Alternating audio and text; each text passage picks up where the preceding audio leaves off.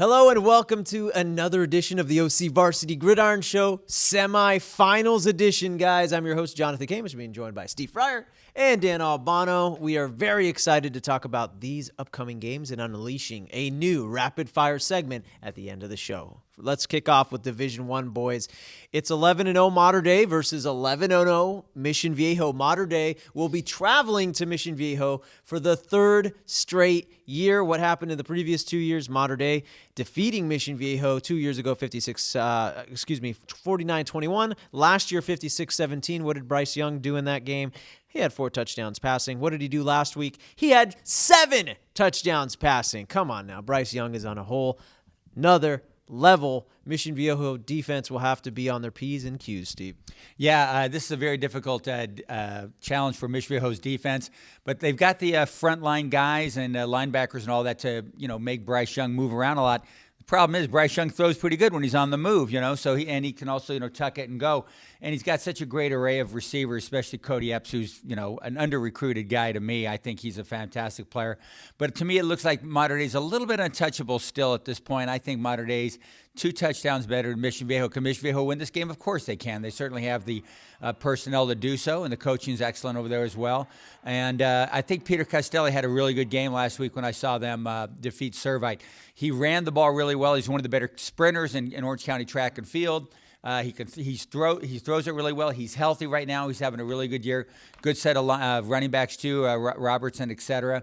But I still think Mater Dei is really untouchable. Seems to be just heads and tails above everybody else in running around CI football. Yeah, Castelli really impressed me on the ground. I was like, whoa, he is quick. And also you mentioned Cody Epps. He had a single-game record for Mater Dei with 5 touchdowns receiving last week against Bishop Amat. Dan, can Mission Viejo do the unthinkable? Can they upset Mater Dei? I know they have revenge on their minds, but Mater Dei, man, they're a beast. The chances are slim for the Diablos. They're heavy underdogs. The matchup that concerns me probably the most for the Diablos. I think their defense will play hard. They scheme well. They have a pass rush. They got linebackers. Maybe the secondary is probably underrated.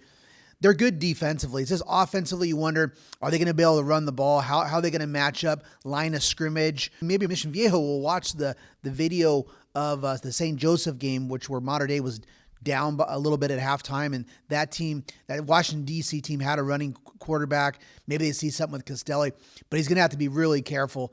But I just think Mater Dei is going to roll. Let's go to Division 8, where Sunny Hills will be on the road to play Trabuco Hills in a rematch, guys. What happened last time these two teams met on September 27th? Sunny Hills won 41-34 in overtime. It was a classic encounter. Junon and Vin Silva combined for 5 rushing touchdowns. Both of these teams, Steve, finished second in their respective leagues. I just got to say, it's a battle of Camp Chronicles teams, Steve. Who you got in this one? In the Hills Bowl? Oh, there we go. The Hills Bowl, I like Sunny Hills. I think I've seen them play a couple times this year. Junon is a really good running back for them. And they've also got another offensive one named Brandon Roberts, who wasn't with them early in the season. He's a good guy coming around the edge and carrying the football. Got a lot of quicks to him and gives them a pretty good outside running presence too. And Luke Duxbury is a little bit underrated as a quarterback as well. Very good defense over there too.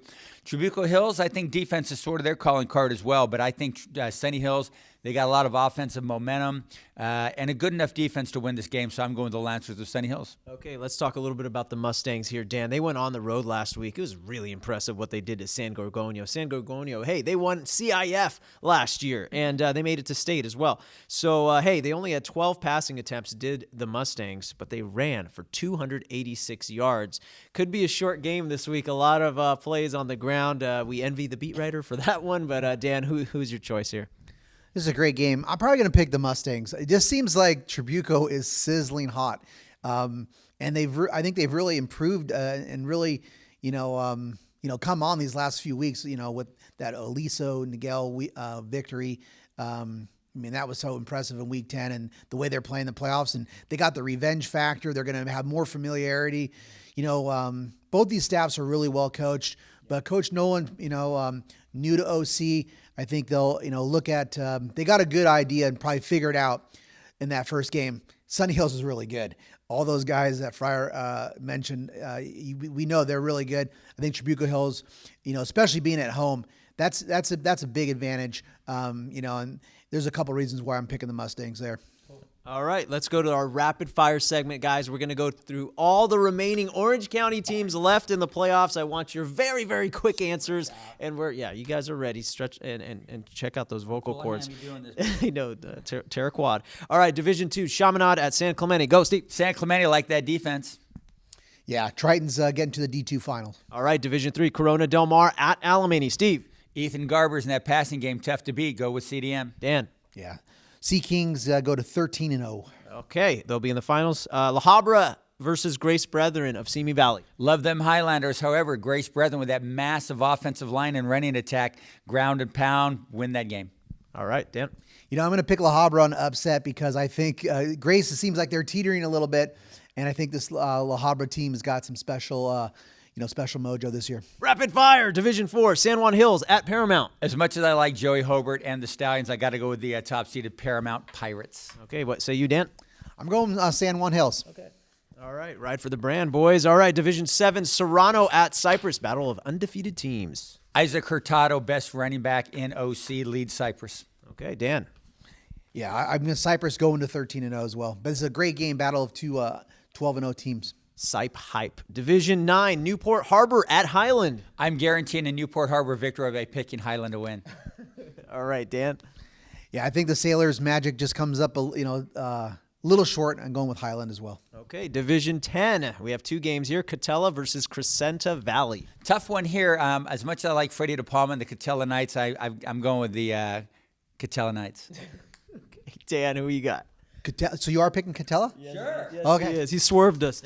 So I'm going with the top-seeded Crescenta Valley. They're undefeated, and I think another great run for the Knights is going to unfortunately end here on the road. Okay, another OC team in Division 10, Orange at Simi Valley. Steve.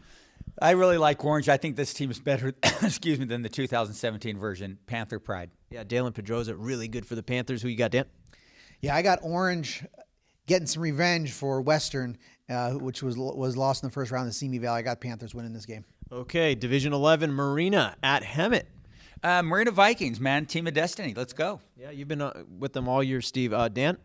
Yeah, Vikings are pretty good, and I think they're going to get to the finals and win this game. This is going to be a tight game, tough game out at Hemet. All right. Two more divisions, a lot of teams. Division 13, Inglewood versus Esperanza at Yorba. Much like Highland versus Newport Harbor, I'm guaranteeing an Esperanza victory by picking Inglewood. Reverse jinx. Okay, Dan. Yeah, the word on going into the playoffs is Inglewood was the class of this division. I got to go with Inglewood, but a great run it has been for a veteran Esperanza coach, assistant Bill Pendleton, former head coach. This could be his last game. Been a great football coach and track coach as well. Finally, we go to Division 14, South Torrance versus Loera. Mitch Olson really likes this defense he has at Loera, so I'm going with the Saxons. Sax. South Torrance, man, they were the last team in the bracket, Division 14, and they proved it last week by being a really good Portola team. I think Portola is better than Loera, and it's going to be South Torrance, but a great run for the Saxons. But I got South Torrance. That'll do it for Rapid Fire. I'm Jonathan Khamis. That's Steve Fryer. That's Dan Albano. And we will see you at the football stadiums where they play these games. You're supposed to say games. All right. See ya. I'll see you at San Clemente. There you go. No, you're good.